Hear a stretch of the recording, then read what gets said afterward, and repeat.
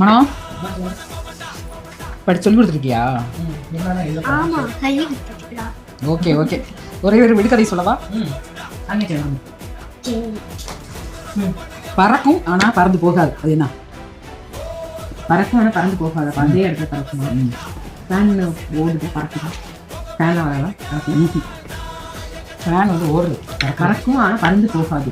முடியா? இல்லை, காத்தடிச்சா முடியல, பறக்கும் தானே இருக்கலாம். ஆனால் அது இல்லை, நான் சொல்கிறேன் இது அது இல்லை. என்னோட கோரால் தான் வேணும் அப்படின்னு